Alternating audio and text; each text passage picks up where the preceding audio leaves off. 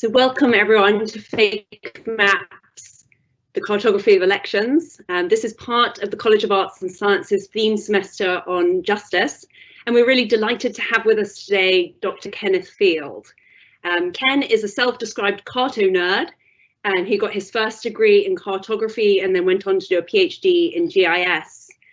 He worked for a number of years as an academic in the UK before coming to the US, where he talks and writes about maps, teaches and makes maps for Esri. In amongst his very long list of publications, he has a 2018 book titled Cartography, which was winner of a prestigious award from the International Cartographic Association for the best educational text. And his second book, forthcoming later this year on thematic mapping, which I understand we're going to learn about today a little bit in his talk, will be coming out later this year. So Ken will speak for about an hour. We invite you to submit your questions during the talk via the Q&A chat window.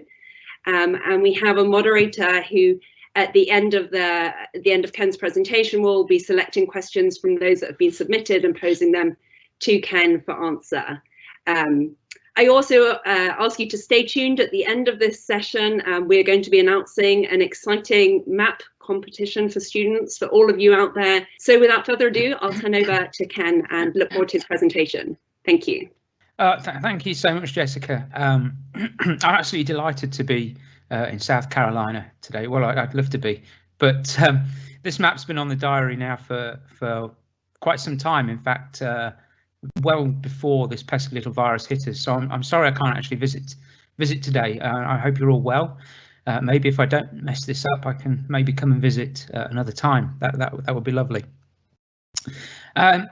So this is going to be a talk about geography and maps, and it's absolutely vital for me to set out right at the very start that this is not a talk about politics. It's going to remain apolitical. So I'm here really just to explore what we've called fake maps, the cartography of elections.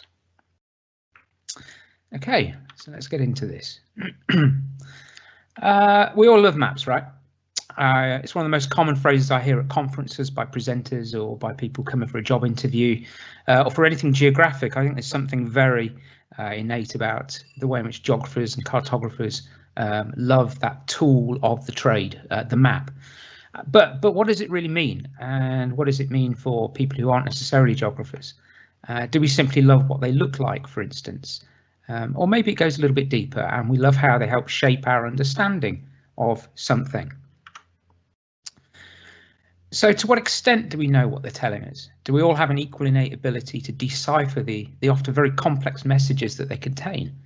Can they be trusted? We often trust maps, right? Can maps be made to tell different stories from the same data even? You know, is there just one correct map per data set, or are there alternatives that we might be able to make?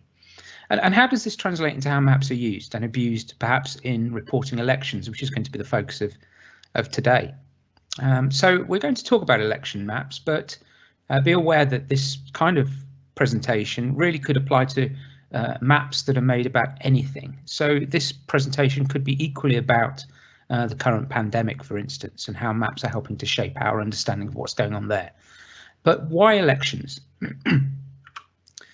Well, I've kind of been fascinated with election maps for quite some time. Here's a timeline of pretty much the last decade of both American and British elections, with the main protagonists and the main points in time when general elections or presidential elections have taken place. And it's been a pretty busy period. And this is the period in which I want to focus on during this talk. Now, going back a little bit further, Harold Wilson was a British politician who served as Prime Minister in the UK from 1964 to 1970, and then also another stint 74 to 76. And I guess as a kid growing up in the UK in the 70s, he was probably the first major politician I became aware of. And he's got a very famous quote that people often use, where he said, "A week is a long time in politics," and that's possibly never been, as more appropriate now as it was then. So ever since then, I've been fascinated with the geography and the maps of elections in the UK. And we have a kind of a similar first past the post system, but based on popular votes to determine the winner of 650 parliamentary constituencies. And the government is formed by a majority of the winners of those constituencies. So, maps are made to report that particular process. And in reality, it's normally the Conservative Party, which is the right-leaning party in the UK, or the Labour Party, which is the left-leaning party that tends to win. But why this last decade? Well, I moved to the US from the UK in 2011, and I've since become fascinated with the United States system, the political system, and also the maps that have been generated to report that process. And as somebody coming to the US, it's also helped me understand the country better, and helped me by being able to explore the geography of the politics of the US through maps. So let's go forward, not backwards. Here's a few terms that we've probably seen thrown around over the last few years. We hear a lot about fake news, about alternative facts, about a post-truth society. Who is right or who is wrong depends perhaps as much on the perspective, beliefs and biases that we hold as individuals, as much as what you see or hear or are presented by people or the media. So this presentation is called Fake Maps, but election maps are rarely fake. None are right, none are wrong. They all tend to tell different shades of the truth. So you could actually call them alternative maps as opposed to fake maps. And there's another famous quote I'd like to share with you. The Welsh politician Aneurin Bevan in the late 1940s, his quote, "This is my truth, tell me yours," on the way in which politicians of that time seemingly avoided telling the truth in favour of alternative facts. So even fake news isn't new, right? And I'd like you to keep that phrase in mind as we explore the alternative maps in this particular presentation. And we're going to look at a few examples from the last decade, alongside some of my own work from the forthcoming book, and why I make maps of election data. And then towards the end, we'll finish with a brief look at some of the ways in which the current presidential election forecasting is using maps and charts, graphs and plots to help us understand what's going on in the run-up to the next election. Okay, so we all love maps, right? Politicians also love maps, particularly colourful ones that reflect political affiliations with particular party colours. The way maps are used to tell a particular story becomes part of the narrative, the messaging, perhaps the spin. And this is a very famous picture that was taken when President Trump moved into the White House. And Reuters quotes him at this moment saying, "Here, you can take that. That's the final map of the numbers. It's pretty good, right? The red is obviously us." And many claimed his map was wrong. We're going to come on to that. But maps are supposed to give us a trusted mechanism, but they can also be used for persuasion, for propaganda. And again, this is nothing new. Maps have always been used as devices to persuade people of facts, whether they're truthful or not. And then the journalist Trey Yingst took a photograph of this particular map, the same map, blown up as a larger example that the president was putting on the wall in the White House. Now, I've come back to this fact. Who wouldn't have put a map of their victory on their own wall? I would. And this is the map that was chosen to go on the wall. And it isn't wrong, despite the claims of many that it presents an incorrect or an untruthful version of reality. Yes, it presents a partisan view of the truth. Geography, population density, electoral geographies modify the message in a very specific way. And I guess that's what people were critical of. But this map particularly suits Trump's view of the truth. It has an awful lot of red on it. It speaks to his victory. And this type of map is only one form of mapping of election results, and many alternative maps might have been made. And I actually used this map in one of the pages in the book that Esri Press published in 2018, called Cartography, and I wanted to use it to explore some of the issues surrounding the ethics in map making. What constitutes a truthful map? So this is really a talk about how the message is mediated through the map, not whether a map is right or wrong. And as I'll re-emphasize, this map isn't wrong.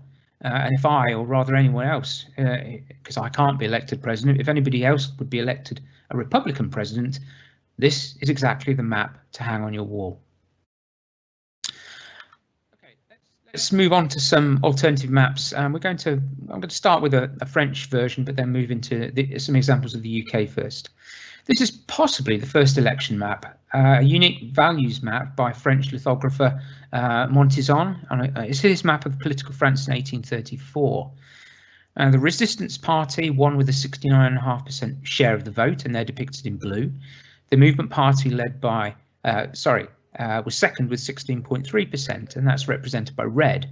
And then there was about 14% of other candidates, and they don't really even appear on the map.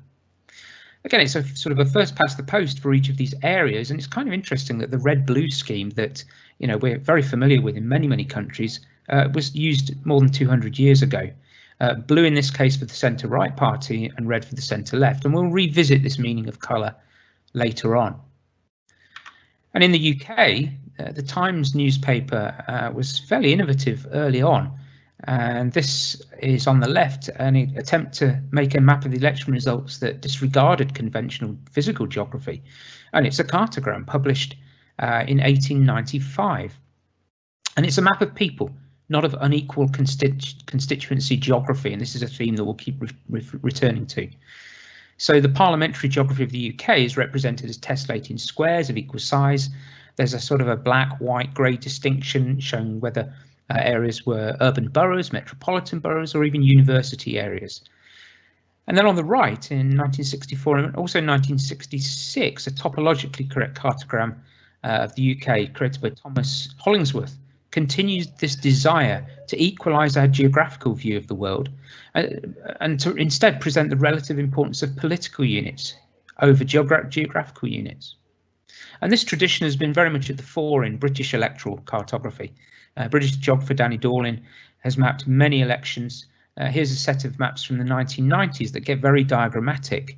On the left, the parliamentary seats have been coloured by share of the vote, and it's showing the swing between the election cycles of 1983 and 1987.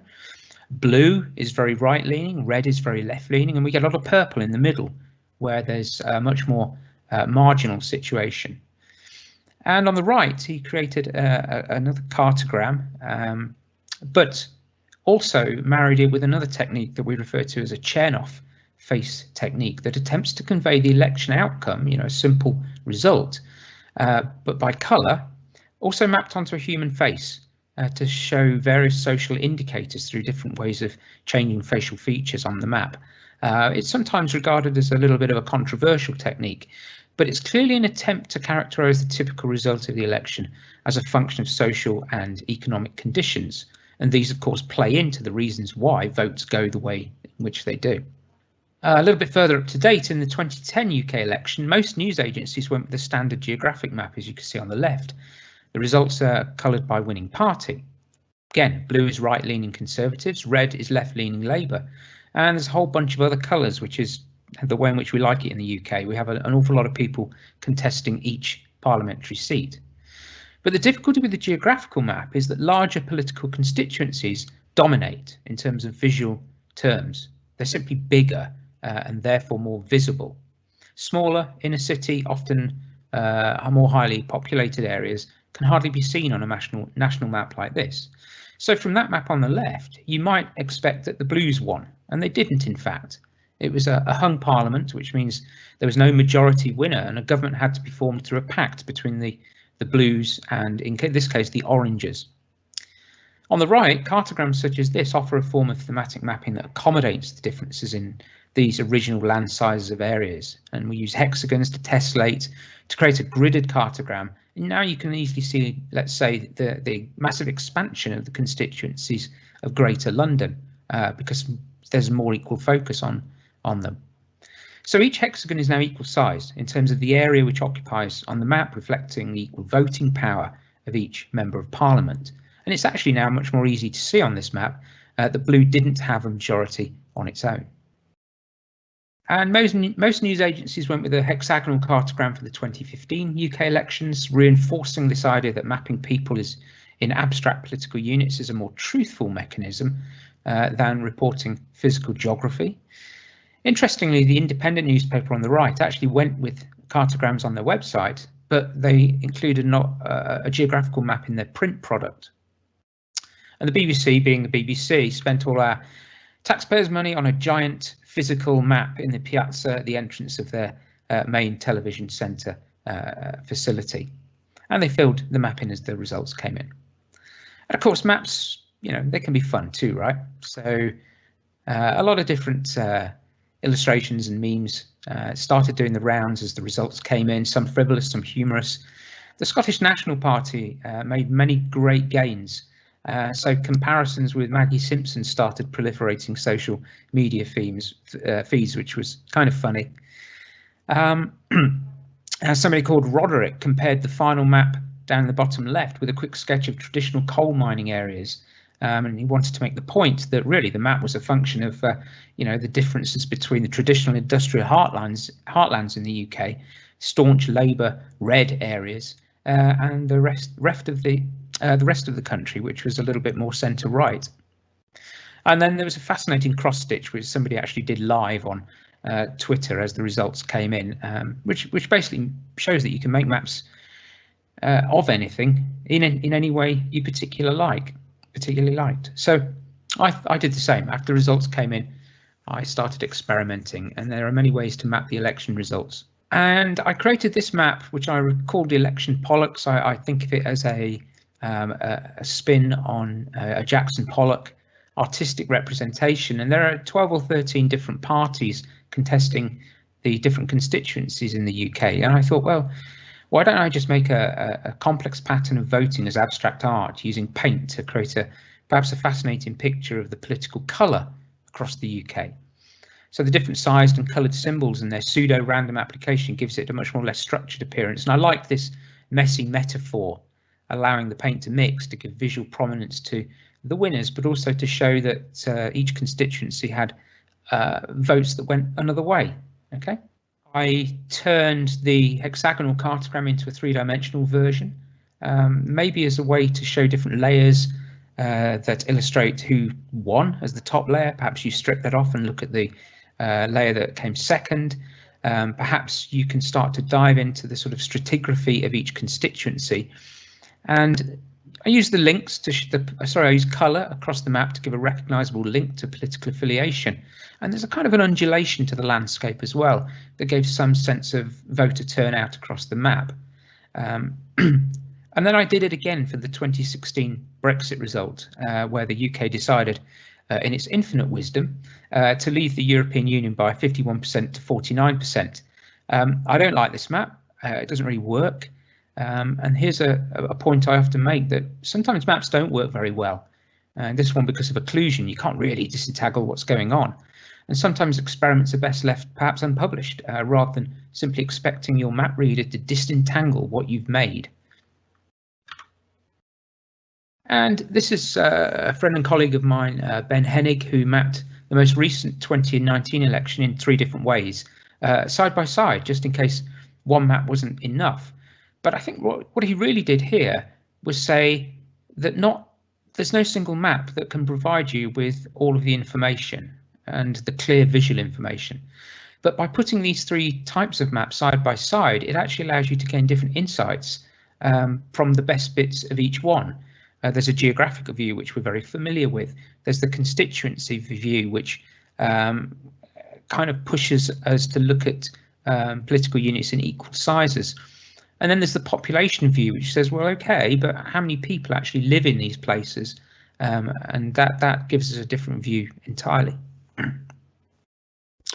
Now, I mean, that's a brief view of some of the UK political geography. If you're interested in a deeper dive into that, I did actually write a paper with Danny Dorling on this a couple of years ago in the International Journal of Cartography.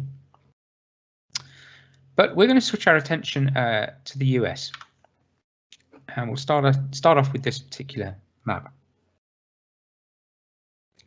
It's perhaps the first US election map.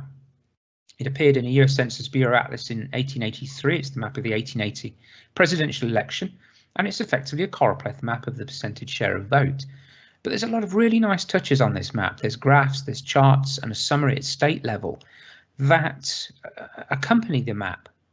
And so even back in 1883, there's a reflection or an understanding that the map on its own perhaps doesn't tell the whole story. And by adding charts and graphs and statistical information and numbers and headline figures, you perhaps give people a much greater set of graphics and information that help them to understand the complexity of what they're looking at. On this map, red is Democrat, blue is Republican, which matches the left and right leaning colours we've seen on the French and French and UK maps we've already seen, but isn't the current political colours of the US. So they switched. And if we fast forward to the 2016 election, not only have the colours switched, but we've got a range of different map types as well. So we've got red for Democrats, blue for Republicans, was still fairly widely used up until about the 1980s, when actually TV networks and the prevalence of colour televisions and graphics underpinned a change. And in 1984, CBS in particular switched the colours in its reporting. By 1996, colour schemes were relatively mixed. CNN, CBS, ABC, the New York Times referred to Democratic states with colour blue, Republican ones as red, and Time and Washington Post used the opposite scheme. NBC used to use the colour blue for the incumbent party, which is why blue represented the Democrats in 2000. And in the days following the 2000 election, whose outcome was pretty unclear for some time after election day, major media outlets began conforming to the same colour scheme, which is pretty much what we have today now. But map types differ. So red for Republicans, blue for Democrats. In the top left, the New York Times, just the basic red-blue win with darker red to show flip states, and that's the result. That's it. Often it's referred to as oversimplified, but it's not really. That's the result of the election, because that's how states map onto the Electoral College system. They also, though, in the middle top, New York Times had a swing map to show just how much the move from left to right was in 2016. In the top right, we have a cartogram from Daily Kos. It's a fractured gridded cartogram of congressional districts in this case, introducing the notion that we have different scales of geographies, states, counties, congressional districts, precincts, all of which give us a different view of the reality of the outcome. And to that point, down in the bottom left, the Wall Street Journal had a square gridded cartogram of Electoral College units juxtaposed with a geographical map, so they allowed you to switch between them. NPR, bottom middle, went with a Demir's cartogram on non-contiguous squares. Kind of looks like the US, but you know, isn't. It's very graphical. And then the Washington Post in the bottom right actually flipped things a little bit and went with a somewhat innovative diamond gridded cartogram. But the interesting thing about these 6 maps that I wanted to pick up is look at the one in the top left and the top and the bottom right. So top left, bottom right. They each have an additional single bar, a graphic that shows the results. Not quite in the bottom right, because I took that screen grab before the result was known. And actually, that's a really informative way of reporting the result. Maybe the map could be argued to be overcomplicating matters. Other examples, this again from the Washington Post, create a beautiful map of mountains across a landscape, and the peaks were drawn with line thicknesses to emphasize voting strength. So colour shows the winner, bold lines are a landslide victory, height is total vote, base width is margin of victory. And there's an awful lot packed into a relatively simple graphic. And again, that's a key piece of information here when you're designing maps. This map looks simple, but it conveys an awful lot of information in a very, very compact manner. So you don't have to oversimplify graphics in order to convey meaning. You can actually just design the map to use graphics in a very meaningful way. What was also very interesting about this map is it was positioned on its side with the west coast at the bottom and the east coast at the top, and that suited web and mobile delivery. So you reorientate the states so that you can scroll up and down to fit a portrait device, as opposed to the traditional landscape device that we more commonly see the US positioned in. 538 went with the gridded cartogram of Electoral College votes that were sort of summed up to show how many each state has. And they also used something that was non-map-like, which was what they referred to as a snake diagram, showing strong support at either extremity with very, very partisan states at each end of the snake diagram, But as you veer towards the middle in that magic 270 electoral college vote line, you start to get into much more marginal territory.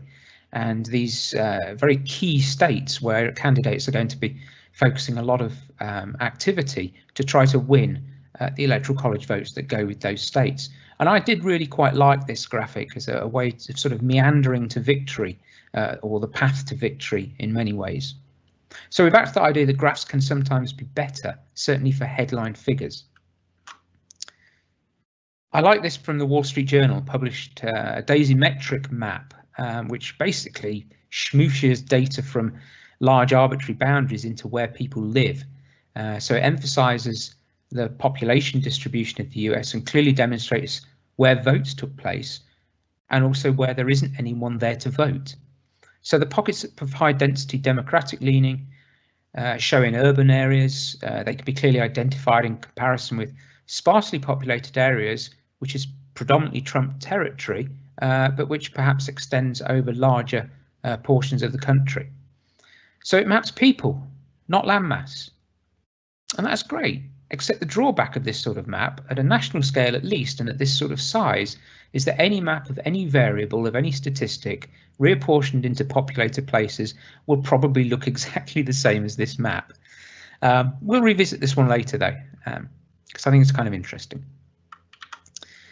The Financial Times in the UK also attempted an innovative solution referred to as the compromise, which is kind of interesting because compromise is key in cartography. You're always making compromises about what you show and how you show it.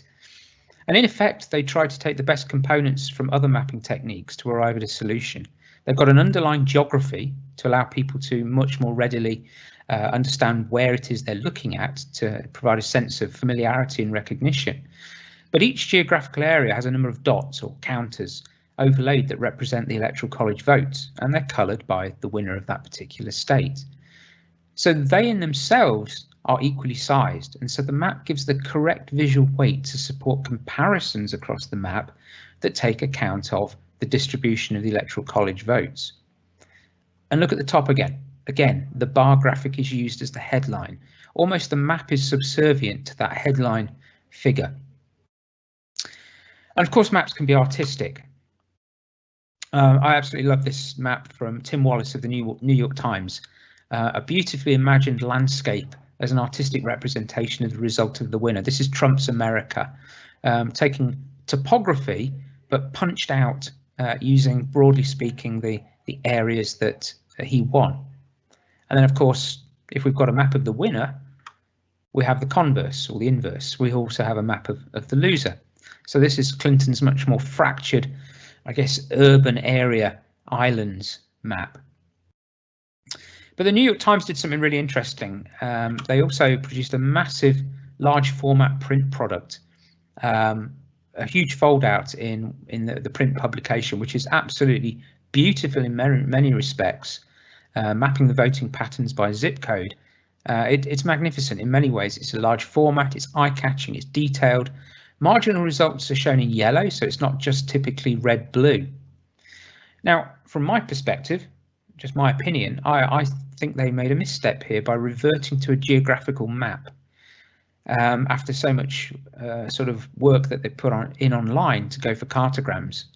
And it's back to emphasising geography again, those very sparsely populated areas towards the west of the country, which still on this map have large blocks of dark red.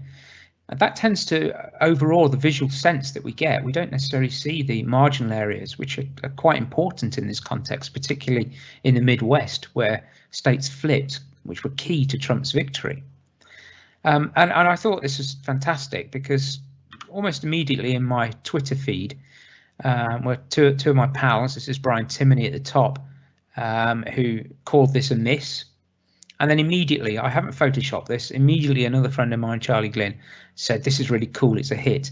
And I guess this is kind of interesting because these two reactions from two cartographic experts appeared adjacent in my timeline, proving absolutely that if you ask 10 cartographers how to make a map, you'll get 10 different answers. And that's the truth. Talking of the truth, or the non-truth, I'm going to finish this little section of review by looking at some maps that went viral. There's 3 maps here, and they're all bizarre in some senses, but they swept across the internet. And here's the important thing: this use of social media to project a situation or a map, or to share something. We have to be very thoughtful or considerate about this, because these maps aren't necessarily the best maps you'd want if you were trying to be an objective sharer. But of course, these people aren't, right? The Breitbart map was incredible. It's actually incorrect, and I still to this day don't know how it was constructed. It was actually eventually taken down. 9 months after his victory, put it in the top right, bottom middle, President Trump's love of maps shines through again. He retweeted this map, which was based on precinct data, much more detailed data. And it was referred to as a more accurate map. Well, again, I'm not sure. It's not more accurate. It's perhaps at a different scale, and it shows more detail, but the state map is just as accurate. And then the top right, the use of the map as maybe a propagandist tool, as part of the try to impeach this narrative, perhaps to reinforce a message to the base and the supporters, perhaps to sow seeds of doubt into opponents. Either way, you can see there 62,500 retweets shows the power of social media to share something, perhaps more so than many of the maps I've shown you in this presentation so far. Okay, so we've seen a broad range of map types so far. Some we might call more truthful than others. What can be done about these alternative maps? Well, partly it's down to map makers and down to their motives, but it's also down to the map consumer to be savvy enough to be able to interpret what it is they're seeing, be able to cut through the things that are perhaps less truthful when they see it. More specifically, how can we as geographers and cartographers inform the general population of how to recognise inherent bias that exists in maps that they are fed? Well, I'm trying to, in a really small way, just in my own little part of the world, to try to create a place to evidence and to inform about the maps. Now, I put this together for the 2012 election. It was a gallery of about 20 different maps with notes on benefits, constraints, data needs, how they mediate the message. And I continued doing that for the 2016 election with maybe about 35 or 40 maps. And there's a couple of URLs that you can go to there, particularly the bottom one, which will take you directly to this gallery of maps. So obviously some of this underpins my day job at Esri by stretching our software, creating the maps to demonstrate what you can do as a mechanism for testing, and also as a way to provide descriptive workflows. How do you make these maps, and how do you educate people into how to make these maps? So I've been delivering a technical workshop at our conference on this for many years now. And why? Well, I guess every 4 years I have to make a whole new set of maps. So it's job security, right? And that's always a great thing. One of these maps, though, went a little bit viral. And in early March 2018, I made this map. It's a daisymmetric dot density map. So you've already seen one of those, but this is one vote is one dot. And to date, it's had an awful lot of retweets, maybe 5,000 times. It's apparently been seen by 2 million people, which is nuts, and led to 250,000 active engagements, whatever on earth they actually are. And of course, what happens when something goes a little bit viral is memes start to appear. And now we start to get into some fun stuff, because this guy, Thomas de Boer, actually mashed up my map into the map that Trey Yingst saw being hung in the White House. And of course, these memes just start to go viral themselves, because that is not the map that President Trump would put on his White House wall. Things took off a little bit more. It got some traction in news outlets. People started to realize that there isn't just a single map of an election result, that there are many, many different variants. So I was able to participate in a number of interviews and talk to different media outlets to really talk through the importance of cartography. And naturally, that led me to thinking, maybe I could turn this into another book. So as you'll probably rightly guess by now, this book's going to use use the 2016 presidential election data. I'm going to give you a sneak peek into it. Disclaimer, this is currently going through the editorial process, so even this cover and some of the maps that I'm going to show you might turn up in a slightly different format. But it allowed me to talk about this first topic of map projections, and we could spend hours on this, but we won't. Most of the maps you've seen so far in this presentation have actually done a very good job at following best practice, but it's important to emphasize that thematic maps of statistical data demand an equal area projection.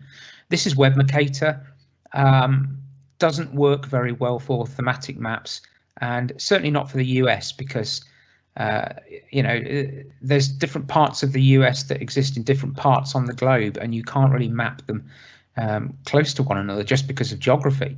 And then not least, you have Alaska, which is basically 4 times larger than many of the states in the lower 48 and gives a different visual prominence.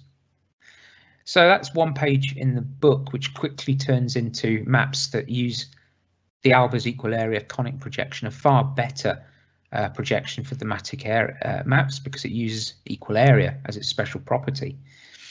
And I was able to put Alaska and Hawaii in insets here as well, which pushes them into the same sort of visual area. I was able to discuss color choices and particularly look at the ideas of, well, does the traditional red and blue actually work for people with different color vision? Even those with deuteranopia, lacking the ability to see green, they'd still be able to see the major differences in the map. So it was important to test you know, traditional color schemes against some of these ideas. It allowed me to get into the issue of redistricting, which I'm not going to go into in too much detail here. Here's just a hypothetical example, and if you take 100 units and geographically tile them in different ways, when you aggregate them up, you get a completely different outcome at state level. It's really part of what we know in geography as the modifiable areal unit problem, where decisions on where boundaries are placed has a huge impact on how data is aggregated and therefore how results are created. And here's a real example. This is the famous example of the 4th Congressional District of Illinois, one of the oldest US political geographies. But look how it's changed shape massively over time. It's previously been 2 unconnected areas. Even today is only connected to the west by a narrow strip, Interstate 294. And it's been done really to delineate mainly Hispanic districts in Chicago, which of course starts to introduce accusations that redistricting like this could be seen as being racially biased, or maybe is racially biased. But the impact of this is either to pool voters to ensure support or to concede victory in favour of making gains elsewhere.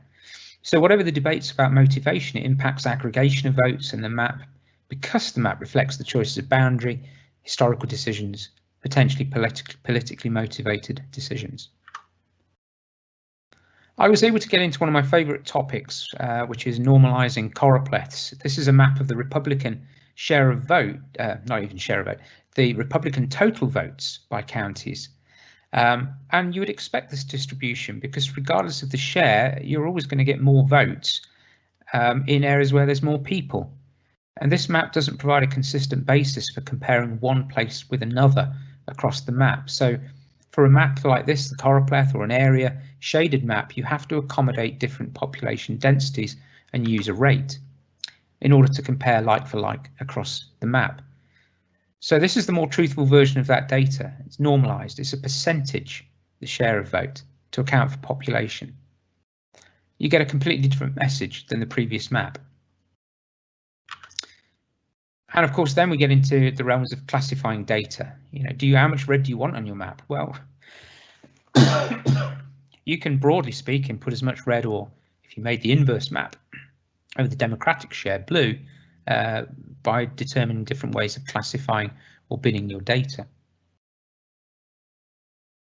Okay, but what about a range of the maps themselves? Let's cycle fairly quickly through some of these. Here's the typical result map, red and blue. I like it because it tells you the result, and if that's the only job that your map needs to do, this is the map to use. I did add a crosshatch fill in some of the states just to show that These were the states that were flipped from Democrat in 2012 to Republican in 2016. And I did that because it adds just a little bit of context. You know, it takes the message on a little bit further. Now, one thing to notice on this map is there's scribbles all over it. And whilst I'm not going to pause and read through them, they're in the book where I call out aspects of the design and the technique, but also where it impacts on how people interpret the results or the information in a particular area. So this book is very much meant to show the map or a result, but also some of the process and some of the ways in which we perceive and understand what it is we're seeing.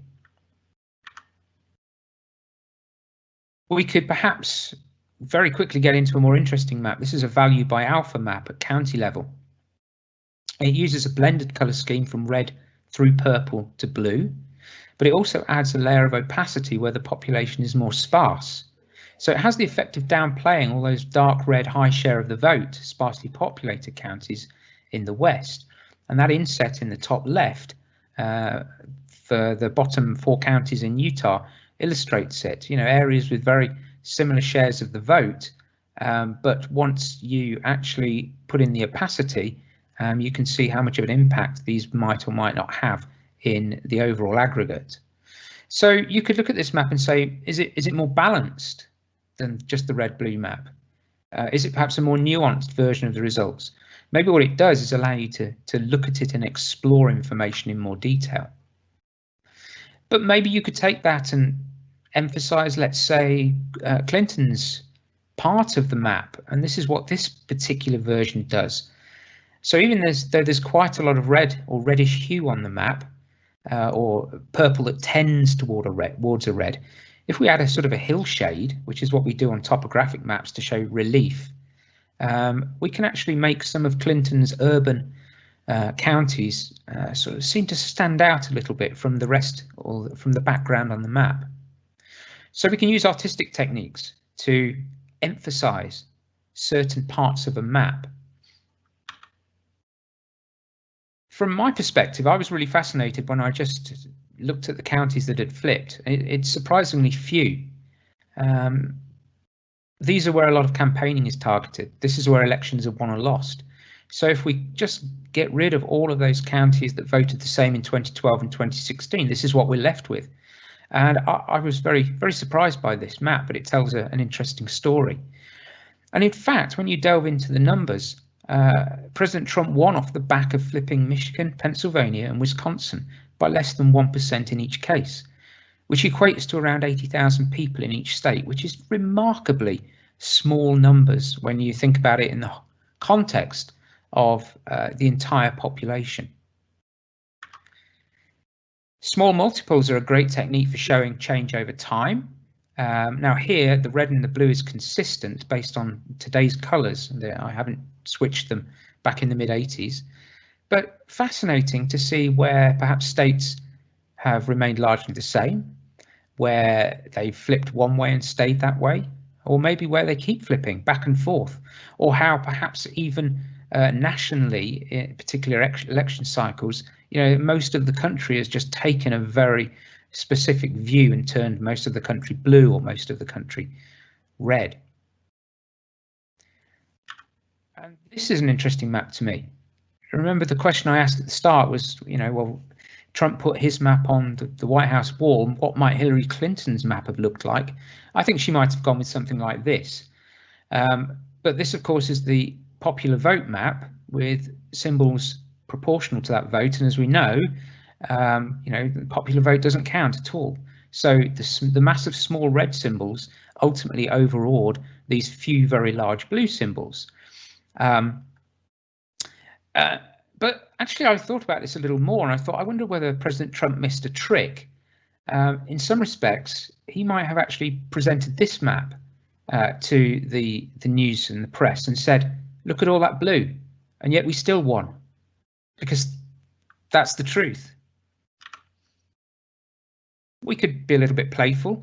We could use electoral college symbology and translate that popular vote map, which, you know, bends the truth towards a Clinton view of reality, but look at these symbols as proportional to electoral college votes, and we look at how balance of red comes back into play, particularly in states like Texas and Florida, where a single state makes giant gains.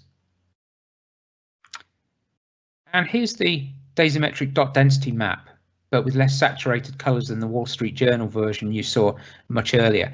What it does is emphasise again how much of the US is very, very sparsely populated or in great swathes unpopulated. What I've tried to do is mix the dot colours, so many places aren't as blue or red as they might at first seem. Many places are actually a lot more similar than they are different, so you tend to see a lot more purple coming through on this map. So the harsh red-blue map, when you look at a map like this, might actually be seen to show a strength of division across the country that isn't actually the case. Now, I'm going to show you a map now that I have developed based off this, and I've created a poster, a very large poster of this exact same information, and I've also put a little bit of one of those snake diagrams around the outside as a border, a little bit like the 538 example. Now, this may come as a little map that comes as part of the book. I don't know yet. If it doesn't, it'll be available for download, and you can print it and put it on a wall if you so wish. That's if it speaks to your truth. It might not, I don't know. But what I found fascinating when I put this map together is that I decided to include some topographic detail, and particularly mountain ranges and topography. And it really helps to understand or demonstrate the settlement patterns of the US as much as it does to show the result itself. So geography matters, and explains an awful lot about patterns in data. In this case, to support the idea of, well, why is it that there's a lot of sparse patterns in the west of the country? Well, there's a reality. I mean, it's geography. It gets in the way. I actually like this version. A lot of people might say, well, if you make a map, it's you're actually obfuscating data through map symbology. Why don't you just put the numbers on the map? And I think there's an opportunity to, with particularly county level data in the US. And this map shows the percentage share of vote just as a literal symbol. The number is the value, the percentage. But if you apply a little bit of color, a little bit of sizing to the symbols to make it proportional, a little bit of transparency to give it a depth, so you kind of promote some of the big numbers, and you add some saturation to the very high share of votes, you kind of get that version of President Trump's map, but with the data, which allows you to actually recover the actual information from the map itself rather than have to look at different shades across the map. We could break away from boundaries altogether. We can look at contours. It's perhaps a much more organic view of the data. So here we get maybe a feel for plateaus of partisan core support, maybe valleys of bipartisanship across the country. And then I thought, well, if most maps are there to show similarity, why don't we show dissimilarity? And this may be about, where you have a chat over your neighbour's fence about how things are going. And this is where neighbours are shown to vote the same way with the same colour line in between adjacent counties, or where they differ, and by how much, which is the thickness and the strength of the colour of the line. And actually what you end up with is large tracts of the US voting in very similar ways, punctuated by sort of small enclaves of differing support. And this does in some respects speak to Waldo Tobler's first law of geography of near things being more similar to one another than things that are farther apart, although obviously there's exceptions. What happens if we take the flipped counties and look at the swing in those counties? So here we're muting everything on the map except just those counties that flipped, and showing them as a strength of swing. And you can see very, very clearly here that the Midwest was crucial to President Trump's victory. Okay, I'm going to rifle through just a few more. We're getting a little tight for time, and before I want to end up with some current thinking in news organisations. So you can't have a map without making it look like the stars and stripes, right? It's just transects, it's cross sections. Again, share of the vote, stars showing cities, and then their sort of surrounding results. A range of cartograms. Here a non-contiguous cartogram where each state is sized according to the total vote. We saw one of these population density equalizing cartograms that Ben Hennig did for the UK, and here's the American county version. This tends to create visceral reactions, so I can imagine people watching this presentation now going, oh hey, I love it, or oh, what is that? I mean, that's just the way this map type comes out. Here's a Dawling cartogram, so all the counties are circles. And finally, my attempt to recreate Danny Dawling's 1980s mashup of a cartogram and a Chernoff face representation to show how the results relate to social and economic conditions for today's America. But that's a complex map. And like I said, maybe we just go for simple infographics. Proportional symbols of electoral college votes as a series of balloons to get the party started. We might put graphs on maps. Why don't we integrate the two? Rather than having maps and graphs, putting graphs on maps can help us perhaps understand patterns.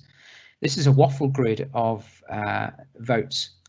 Each cell is 20,000 votes. And when you look at it something like this, rather than just having the stark red, blue winners, winner takes it all vote, you do start to look and see, actually, things are pretty similar in many, many states. And that's a pattern that I also saw when I created some Sankey diagrams to show the change from 2012 to 2016. Again, it's margins, fine margins in many, many cases that transferred power. So I'll finish my section or section on my maps by just looking at some 3D maps. This one as an example in the book of what not to do necessarily.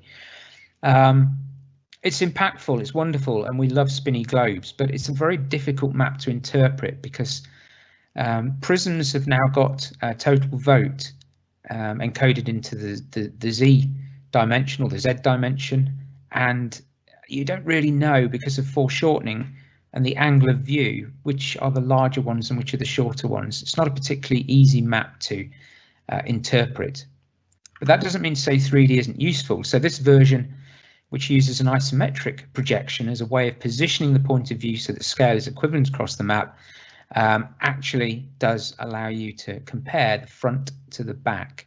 And of course, if you're in a 3D environment or a web app, interaction and the ability to rotate overcomes occlusion. Now, remember I did this with the UK data, so I thought I'd do it with the US data, but use time or election cycles stacked one on top of each other. And the ability to slice and dice things both horizontally and vertically to show different election cycles, or even to look at the stratigraphy through a web app, allows an awful lot of potential for 3D cartography, when perhaps even maybe 4 or 5 years ago, you know, I would be recommending 3D maps like this are things to avoid. I think interactive environments have brought a new ability to see these kind of geographies in very different ways. And my final example is maybe a 3D infographic. These are just signposts. Again, through time, looking at the way in which the vote went from left to right in different periods for each of the states. It's very compact, but there's an awful lot of information in this particular graphic. So let's finish with a little look on what's going on with some of the current forecasting of the 2020 situation. These are screenshots taken from last Monday, September the 21st, and this is from The Economist, and they lead with a line graph and some headline numbers, no map at all. And what I really like about this is they use elements of uncertainty in their lines, because as we well know, forecasts are exceedingly uncertain. And I think uncertainty is a key theme going into any election, but perhaps now more than ever with the reality of, maybe mail-in ballots. How's that going to be impacted or countered effectively? What's the impact of the pandemic on turnout, maybe, or even on campaigning? So having that element of uncertainty in a graphic, I think, is very, very important. And what's even more impressive is they explain it. Okay, they explain what these lines mean and how you're supposed to interpret them, rather than just leaving it simply to the reader to disentangle. They do have a map. They use proportional symbols to illustrate the probability of winning based on the forecasts. And the stronger the colour, the safer they feel that the state is in terms of their forecasted victory for each of the candidates. And the most uncertain states get a dark outline for emphasis. And this is interactive, so you can start to experiment with moving that timeline at the bottom, or I guess it's a state line, and looking at the different probabilities of winners for different states. What I also liked about The Economist is they're providing context for a lot of different aspects of the election. So this is an intriguing map showing how alike different states are in terms of their historical voting habits, and also in relation to the demographic makeup of different states. So I just use this as an example to show to which extent other states are similar to South Carolina in terms of their historical voting. More importantly, though, I kind of wanted to use this because it's one of the only maps that I've shown that hasn't used red or blue. So red and blue is very, very closely associated with results or outcomes maps. Here is a theme which is not about the outcome. So we changed the colour, or they've changed the colour, in order to try to avoid confusion with the other maps on their site. 538 is doing some pretty great work. Here's a title splash with small multiples showing different scenarios. And they're also using a little pop-up called 5e Fox that again helps people and guides them through the maps and graphics that they're showing. And this again helps the context of people navigating what they're seeing. They use a bee swarm plot with little map pop-ups, which is kind of cute, cartoon pictures. And they're bringing back their snake diagram. But notice that it's no longer left-right oriented, it's rotated so that it's in portrait mode, which I'm assuming, I don't know, but I'm assuming they've done so that it's much more suited to mobile devices that we tend to look at vertically. And this is the New York Times on their website, focusing on battleground states, and interactivity allows you to drag different states into a Democrat bubble or a Republican bubble, each of which is a set of Voronoi polygons where segments reflect the number of electoral college votes. Overall size shows the wins as they pass that kind of 270 magical mark and that dotted outline. And the small thumbnails at the bottom, again, the maps are kind of subservient to the graphics, but they allow you to shortcut to different scenarios. And it's just an example of dragging one state into another.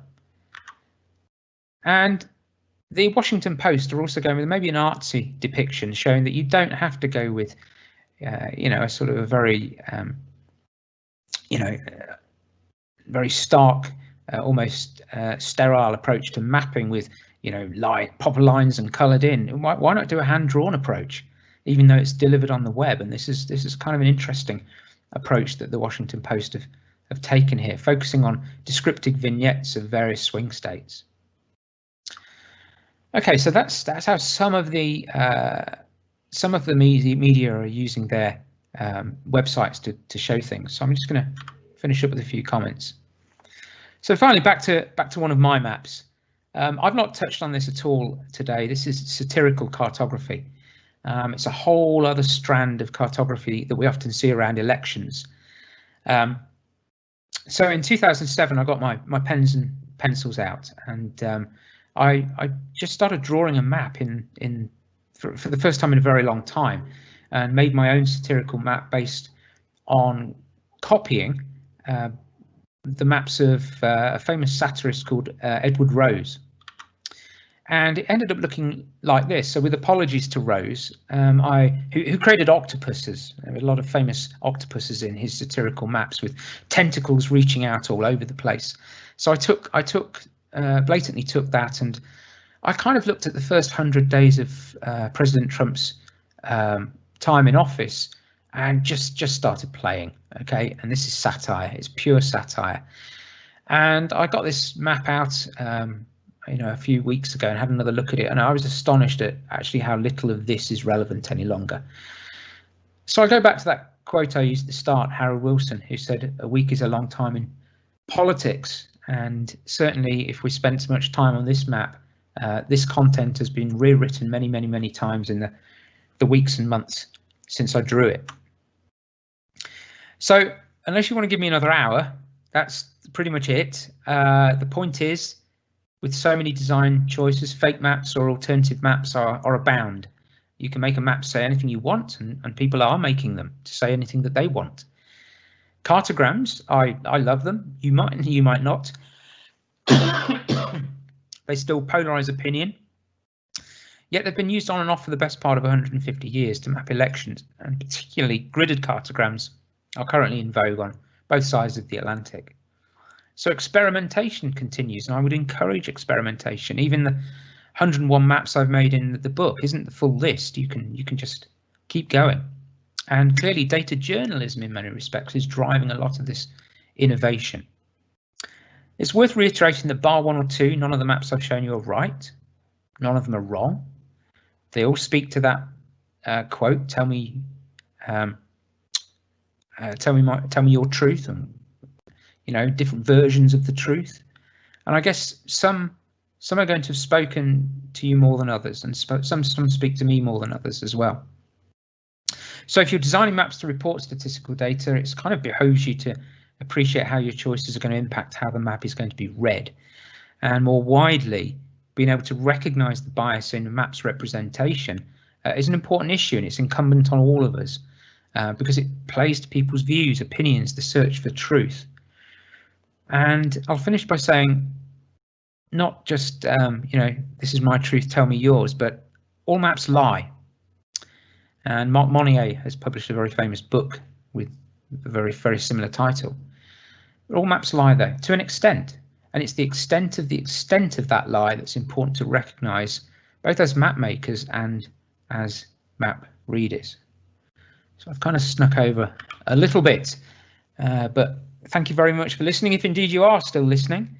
And I'm going to stop there, and we're going to go into a Q&A session, which is always kind of scary. So I'll hand back over to Jessica, or are we going to Christopher? Well, thank you so much for this wonderful talk. I hope that everyone that's listening here was able to take away some different things. We have several questions already here in the chat. But feel free to also submit more in these next few moments as well. I'm going to go with this most recent question that was just asked, and it says, going back to your title of fake maps, do you think we could actually see fake maps made to go viral as part of a disinformation campaign on election night? If so, what could that look like?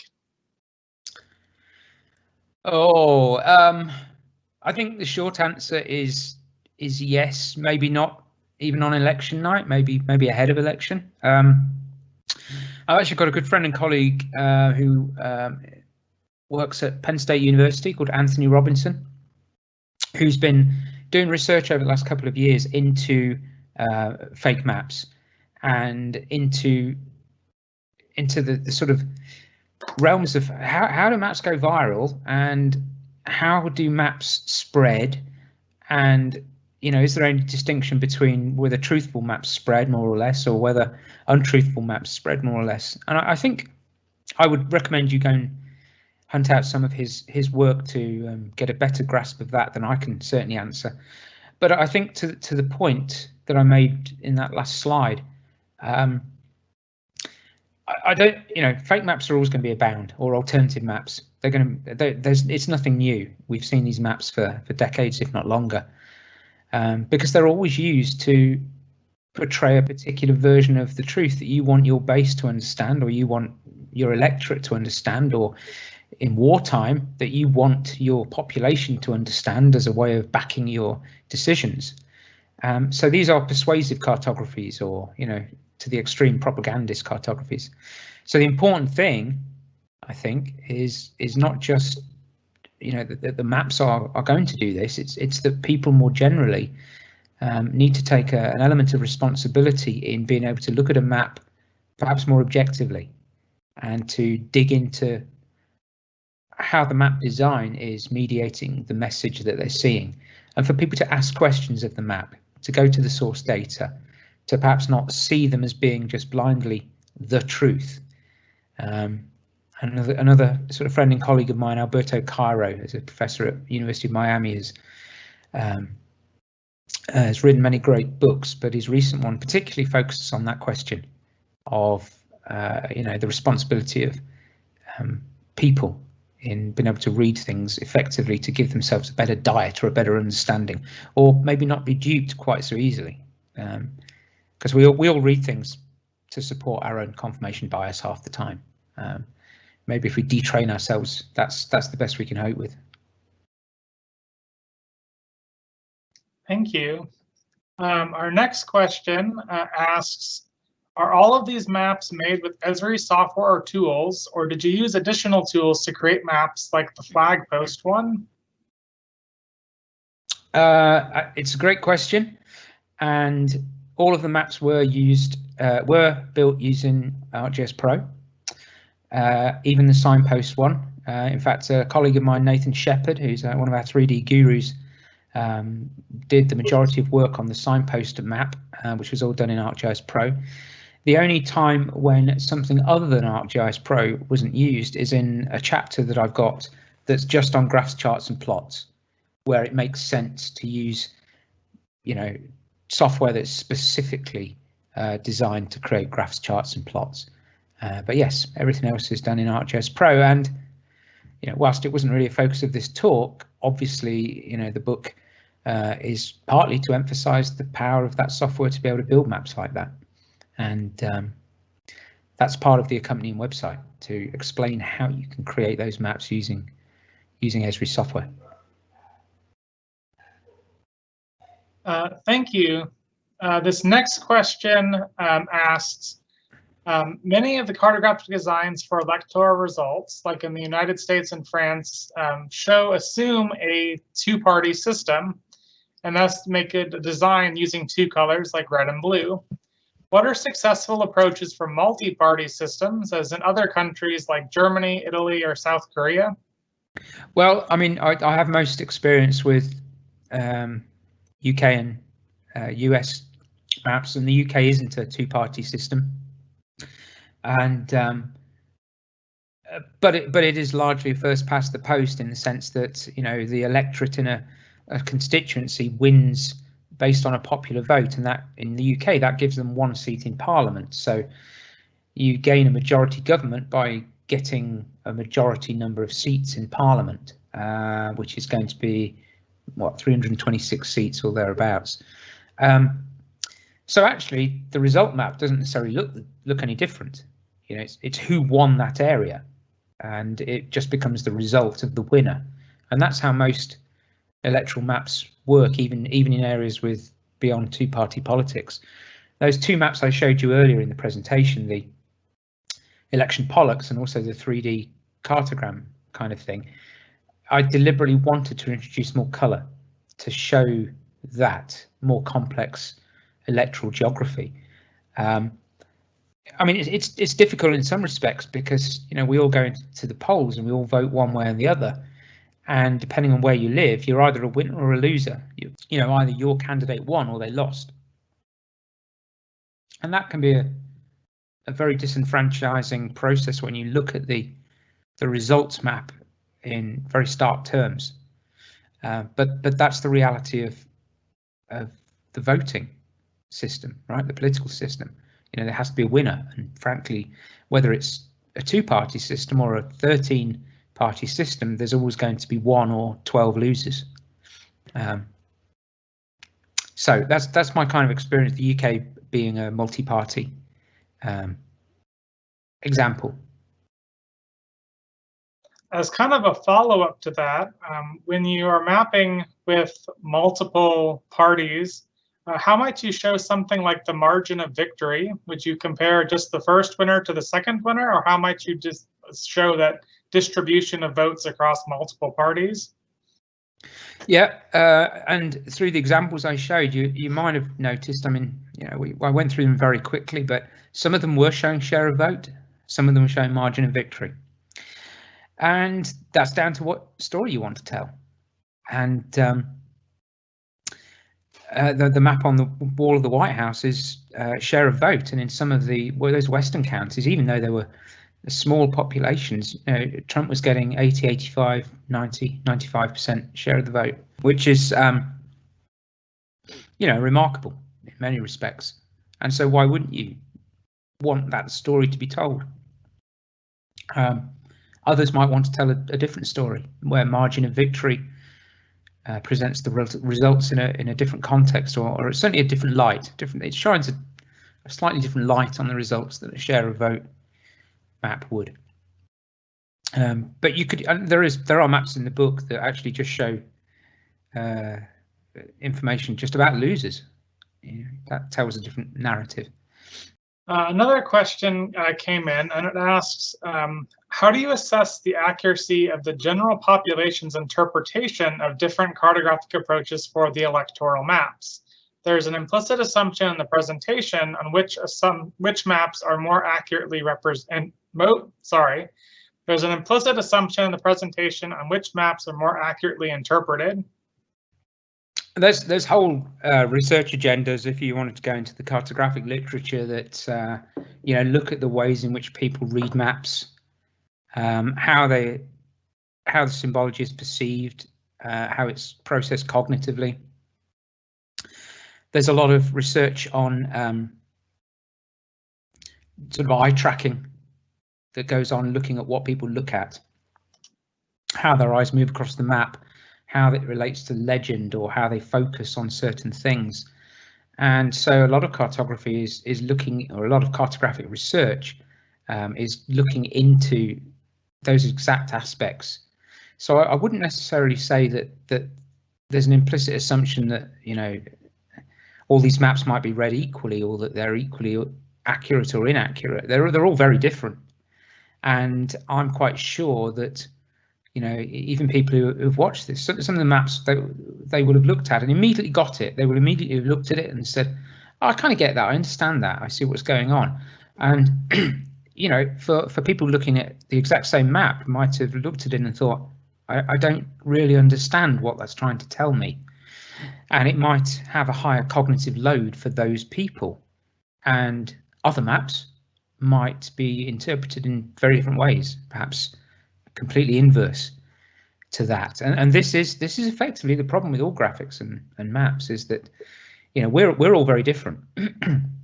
And we bring our own assumptions, education, background, politics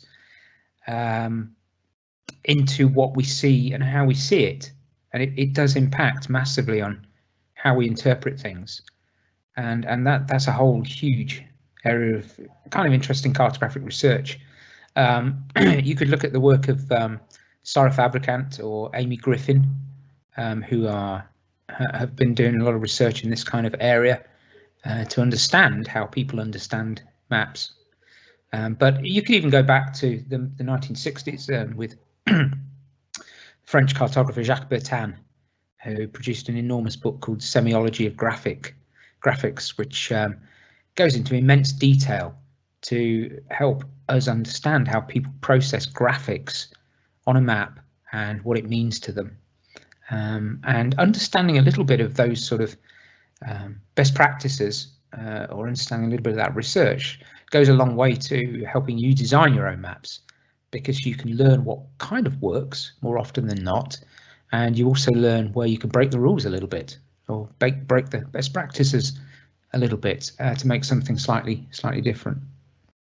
Great question. Yeah, as a follow-up to that, someone asks, what kind of maps tend to be more attractive or appealing to people? That's going to depend on who you are and the context in which you're reading the map. I mean, if you're reading, I don't know, if you want to buy a book and you see a choropleth map on the cover, are you going to be more or less interested in perusing that book or buying it than if it had some really fancy, you know, crazy looking thing on the cover that might entice you a little bit more? So in that context, a map can be used in a marketing sense to pull you in.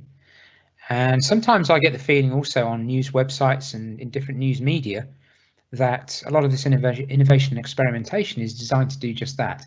It's to bring traction to a website. It's to reel you in, to get you to look at the content that's therein. And that's kind of fascinating because, you know, if there was only one way to make the map, it doesn't matter where you go to look at the map, it's going to be the same, and that would be quite boring. But to my mind, a really solid, well done, fairly typical map, like a choropleth map or a proportional symbol map, is beautiful to me. You know, they look great and they tell a story, but for different purposes. You know, giant poster maybe, or you know, a T-shirt or something. You might want something that's a little bit more visually interesting, I guess, a little bit more enticing to draw people in.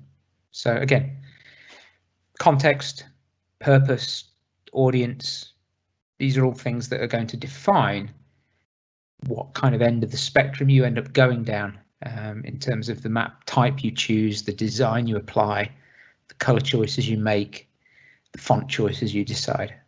It's all, you know, it's cartography. That's what it is.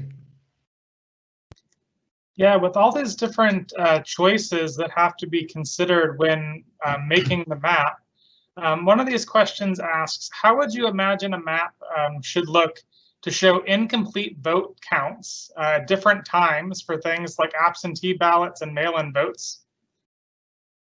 Yeah, that's an interesting question. And the answer, I think, is probably not one map. You know, we have a tendency, we all have a tendency to try to make the map and to put all our data on a map. And I think in some respects, a suite of maps that focuses on different aspects of uncertainty or concern, or just the story, is going to be the way to go. And actually, if you look at some of the websites that I mentioned briefly towards the end, they do in fact do some of that. You know, there isn't just a single map. There are maybe a couple of maps that start to look at different aspects of people's concerns going into this election, or even just to dig into different aspects of the political situation. So yeah, not just one map, but maybe several maps that you can hone into a particular topic or theme. Another question asks, now that we're able to kind of gather and map data all the way down to the precinct level, is that something that's really readable, and does it even inform us of anything more useful than mapping at another scale would? Yeah, precinct data is actually really difficult to get hold of in the US if you want to make a national map. And actually, the guy that I showed you, Ryan Roller, did that manually to create his data set. And also, you know, precincts don't report necessarily, you know, the day after election. So you could end up with, you know, referring to your last question, as with a map of very incomplete areas as well. And if you've got incomplete geographies, incomplete areas, that looks odd, right? You know, there's a lot of data left off the map till the point in time that all the results are in and fully reported, which can take months. So it's a question of scale. Now, you know, the real map of the result is the state map, right? Because the states go red or blue. The story then becomes, how much do you want to dig into each state to look at the differences within the state? And you're really only doing that out of interest and to describe patterns at a more local level. So counties, precincts, it's just a different scale of viewing information, and how the modifiable area unit problem gets caught up in this, and how redistricting gets caught up in this. And you know, how you might have voted compared to people 200 yards down the street voted. All interesting questions, and if you've got the data, then absolutely go for it. If that scale of analysis and interest is what interests you. This might be our last question, unless anyone else wants to pose a question. This question, it might be a little bit off topic, but we've had 2 questions about things in your background. All right.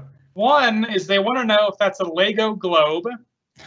And 2, they'd like to know what that flashing dot map is behind you. They said it kind of looks like a subway.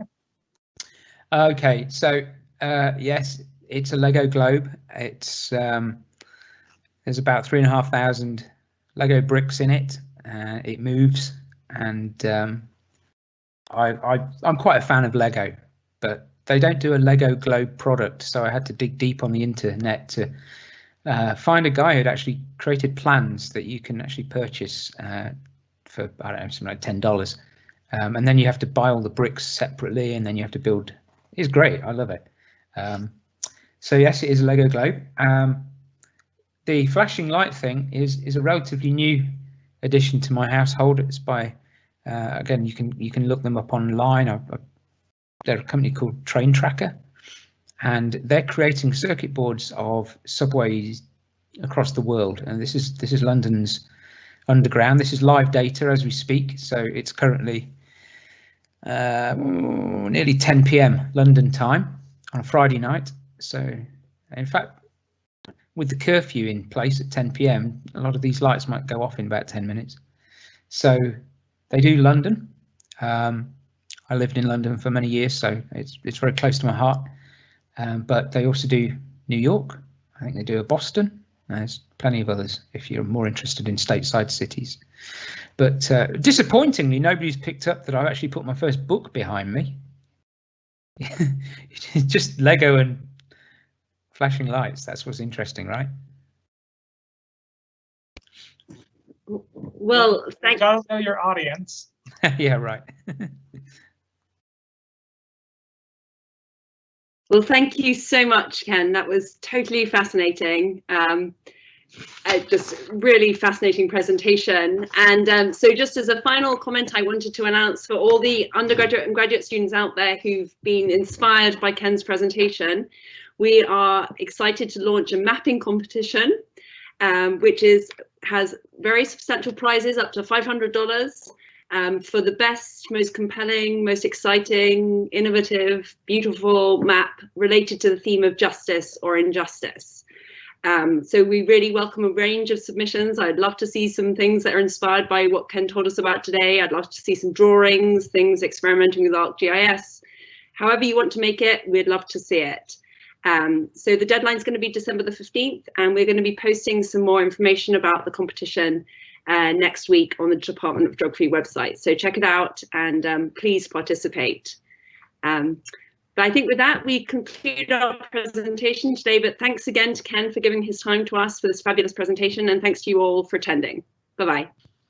Thanks.